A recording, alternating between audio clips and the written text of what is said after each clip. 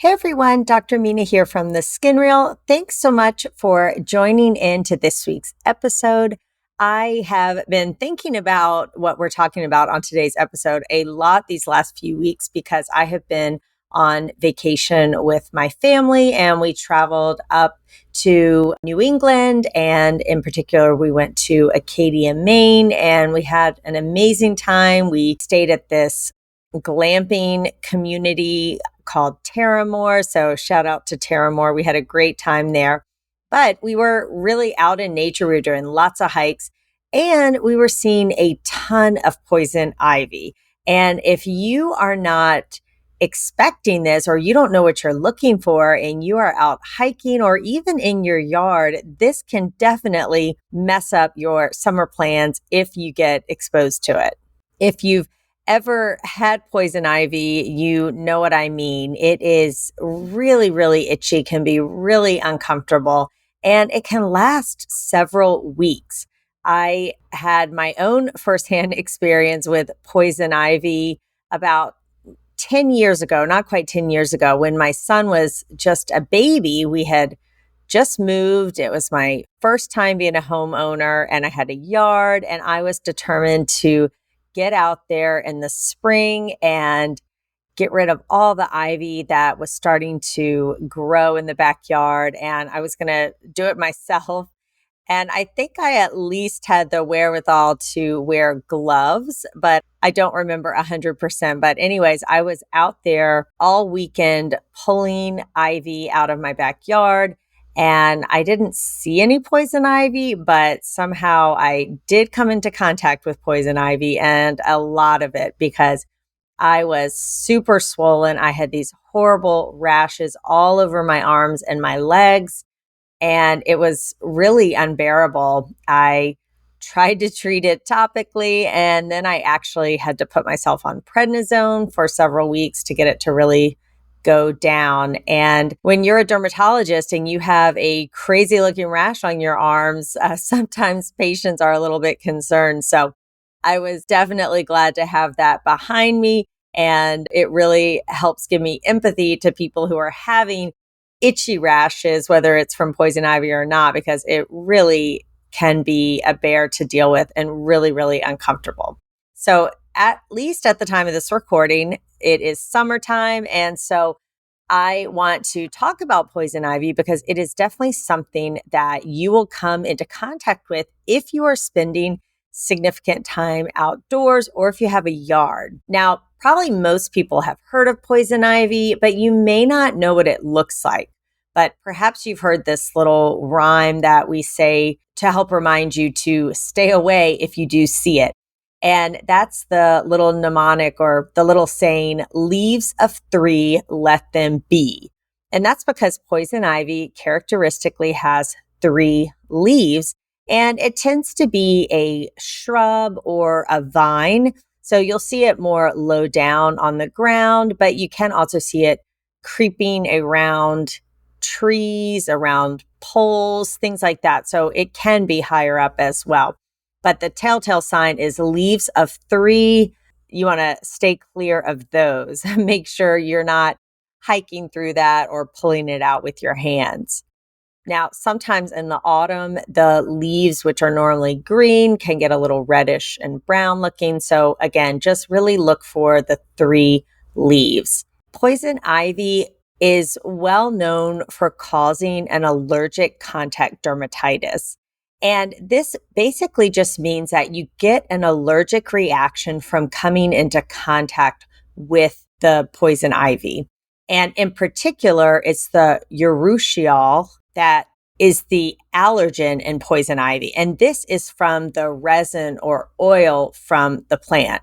Now, not everyone, but most people are allergic to this, and you get what's known as a delayed type reaction. And this is in contrast to a reaction like anaphylaxis, where you come into contact and you get throat swelling and things like that. With an allergic contact dermatitis like this, a delayed hypersensitivity reaction, you first have to come into contact with it. And then on subsequent exposures, that is when you will break out with a rash. And sometimes this can take up to even 72 hours for the rash to occur. So it is not instantaneous and it's not immediate. And that can make it really tricky to identify and to know when you've been exposed. So like I said, it's the oil, the resin, urushiol, that is this clear, odorless oil from the plant that is the allergen that causes us to break out in a rash. Usually the rash is red and very, very itchy. You can develop blisters and welts, and it frequently will be in sort of a linear pattern, a lot of times from the brush or the vine scraping along your arm or along your leg. So we typically see these linear, almost like scratches, if you will, from exposure to the plant. And again, you have to have contact with the poison ivy to actually get the rash. And as dermatologist, I'm looking for that more linear appearance that looks like, hey, maybe you walked through some shrubs or some bushes that had poison ivy that brushed against your skin. Now, there are some lucky individuals who will not react to poison ivy. They don't seem to be allergic to urushiol, and those individuals are really just lucky. For most people, you will break out in a rash when exposed to this. And believe it or not, you even can get an allergic reaction internally in your airways if poison ivy is burned. So if you are burning, having a bonfire and throwing in what you think are just leaves and twigs, if poison ivy is in there and it catches on fire, then you can actually inhale the urushiol and get an allergic reaction in your airways. And that's a pretty serious thing. And you definitely would want to call your doctor or seek medical attention if you're worried about that. So we've sort of talked about how to identify poison ivy and how to avoid it. And really the best thing to do when you are hiking or outdoors or gardening or in your yard is to be mindful of what you're walking through, what you're grabbing, what you're handling, where you are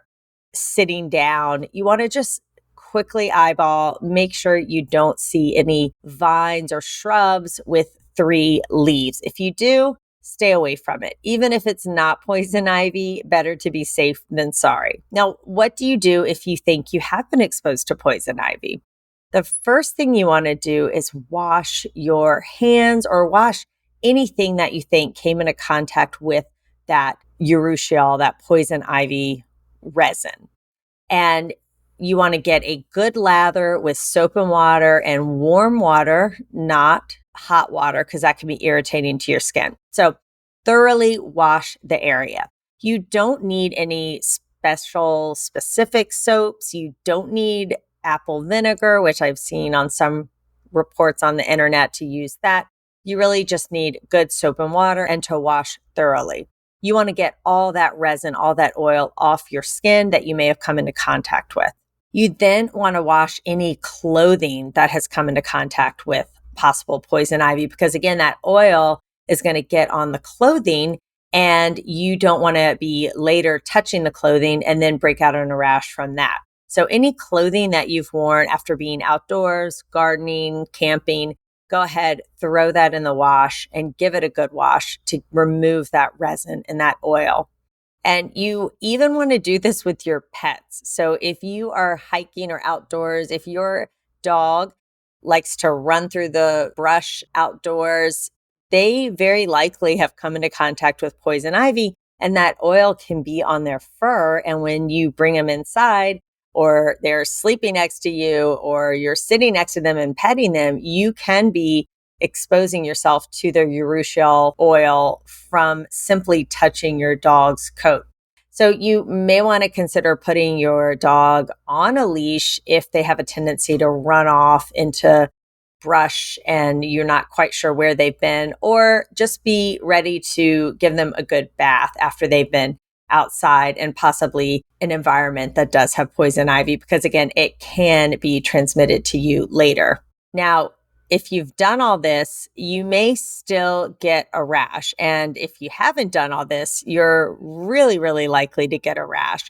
And again, that can start sometimes 24 hours later, but even several days later. So sometimes it's hard for people to correlate the two together, that they got poison ivy from what they did on Saturday and now they're getting a rash on Monday or Tuesday. But if you do develop a rash, the most important thing is to try not to scratch your skin off. I know it is way easier said than done because it is so itchy at times. You just want to claw your skin off. But if you can cool down the skin and calm down that itch sensation, it will really be impactful. Because if you start scratching and if you break that skin barrier, then there's a chance that bacteria could then get into the skin. And now not only do you have an allergic contact dermatitis to poison ivy, but you now also have a skin infection on top of it. So you want to try to minimize scratching and minimize itch.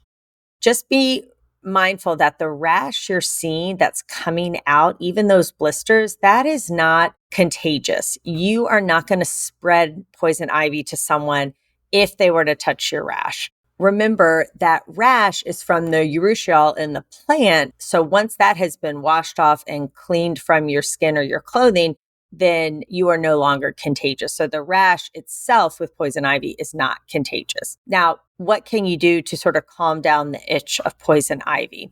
Well, one trick I like to do for my patients who are really itchy and it's just driving them mad is to trick the mind from feeling that itch sensation to feeling cold or cool sensations. And you can do this by putting warm compresses on the skin, or you could put an ice pack on the skin. It feels good and it kind of numbs the area and it sort of breaks that cycle of itch, scratch, which can really just go on and on and on. The next thing you want to do is avoid hot showers. That's going to be more irritating to the skin. Stick with maybe a cool shower and then apply a soothing moisturizer, something like aloe vera or something pretty mild, no fragrances, nothing fancy, just something you would put on a baby. Pretty simple. You don't want any other ingredients in there to also irritate the skin when you have poison ivy. I don't love things like Aquaphor, Vaseline, those kind of thick ointments, which normally I love them for so many things, but they're a little too occlusive. And I find that it can make you hotter and not be as soothing. So again, stick with something more like an aloe vera or a moisturizing cream, perhaps something with colloidal oatmeal that can also be really soothing and help with the itch sensation. You can soak in a bath if you like, but don't do any sort of bubble bath or fragrances. Keep it really mild. I really like colloidal oatmeal baths, soaks. Those can be really soothing on the skin. And then as soon as you get out, pat your skin dry and then immediately apply a thick emollient, but maybe not Vaseline or Aquaphor at this time. Slugging isn't really what I'd recommend with a case of poison ivy. You want your skin to be able to breathe just a little bit more. Avoid things that are going to dry your skin out. I know sometimes when people see blisters, they really want to dry them out. They want to pop them. So again, don't pop them. All right. I know that's tempting, but if you really can't resist, you can make a small little nick in one side of the blister and flatten it out, leaving the roof of the blister on. But again, definitely do not peel off the blister, peel your skin, and avoid things that are going to dry your skin out. So alcohol, witch hazel, things like that may feel good for the first second or so, but really it's going to dehydrate your skin. It's going to burn. It's going to make the rash way worse. I always recommend that people take an antihistamine if they are really struggling with itch. You can take something like a Zyrtec or Allegra during the day, and then you can take something that's a little more sedating in the evening, like diphenhydramine or Benadryl. Some other soothing lotions that people have used can be things like calamine lotion, which has some iron oxide and zinc oxide in it, which can be soothing for itch. That can be a good option, although it will leave that sort of pink discoloration. Really anything that soothes your skin and helps calm it down is appropriate. Now, sometimes this isn't enough. And I know when I had poison ivy, it was so widespread. It was so bad. and I really needed something more. And that's when I reached for a topical steroid. And this is a prescription strength topical steroid that you can get from your dermatologist or your primary care doctor. And that's going to really help shut down that inflammation quickly. And if you have just a focal area of poison ivy, it's really easy to just apply once or twice a day, and it really should help you out. Sometimes, though, you really have more involvement than what a topical cream can accommodate, or it's just so severe, you really need to shut down that inflammation quickly. And that's when you're going to want to take prednisone. And that's what I had to do when I had poison ivy. It was that bad. You do want to be careful, though. A lot of times, if you go to an urgent care or someone who's not that familiar with poison ivy, if they give you a short course of prednisone, like a dose pack, 3-day, 4-day pack of prednisone, it may help you out, or it will help you out initially. But because it's such a short course, you actually have what's known as rebound afterwards, where the rash comes back with a vengeance and you're back to where you started or even worse off. So a lot of times with poison ivy, you really have to be on a long course of prednisone for a couple weeks, even with a taper, so that you don't have this rebound flare afterwards. So just be prepared. If it is really severe, you may be taking prednisone for a couple of weeks with a taper so that you don't have that rebound effect afterwards. A lot of times poison ivy can just be managed at home and on your own, especially if you've had it before and you know what to look for. But there are some times that I would recommend seeking medical attention. And that's if you've tried these over-the-counter remedies, nothing's working, you're not able to sleep, you're getting breaks in the skin. That's when you're going to want to see a medical professional.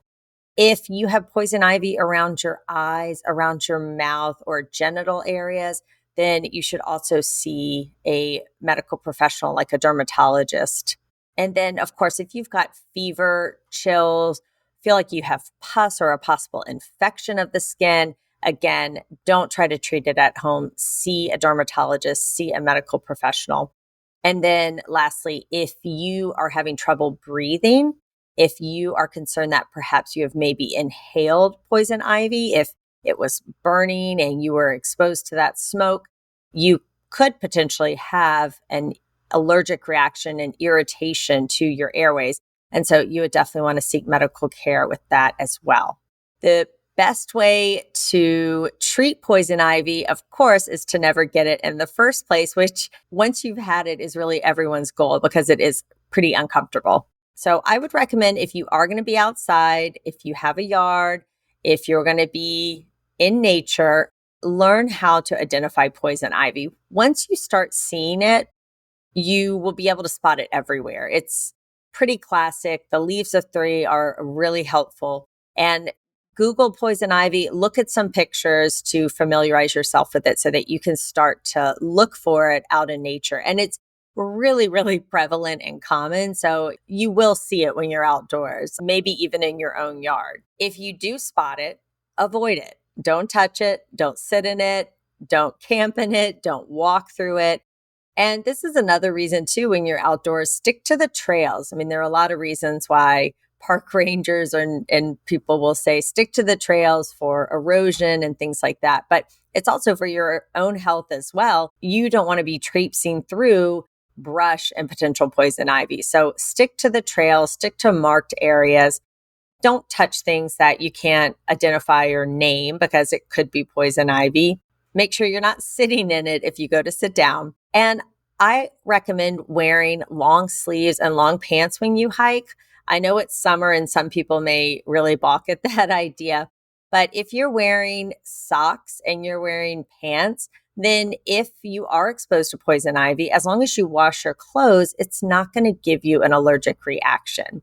And it can also help prevent ticks when you do that too. But if you aren't going to be wearing long sleeves and long shirts and socks, then make sure you really can identify it and make sure you're not walking through brush just in case it is there and you don't see it. If you do spot some poison ivy, say in your yard, and you want to take care of it, then make sure you are wearing some heavy duty gloves. And if you're going to remove it, you do have to remove the root. Otherwise, it will just come right back. So you want to remove it from the root. You can spray an herbicide on it to kill it as well. But also removing it from the root is a great way to make sure it's gone. And then just remember, don't go and burn it, because then you're going to inhale the urushiol and cause inflammation in your airways. So just remove it, put it in your yard waste, and then you're going to want to wash your gloves, wash all the clothes, everything that potentially could have come into contact with the poison ivy when you were trying to remove it. Make sure to give that a good cleansing so that you don't inadvertently get poison ivy when you go to fold your clothes or pick them up and move them somewhere else. Well, hopefully that has given you all some food for thought about poison ivy. Next time you are heading outdoors or in your yard or walking through nature, take a look at the ground, look around trees, and see if you can spot leaves of 3. And if you do, make sure you're not going to then go touch it. If you found this episode useful, helpful, please share it with a friend, and follow me at theskinreel.com on my podcast and blog for more great skincare education. We'll see you next week.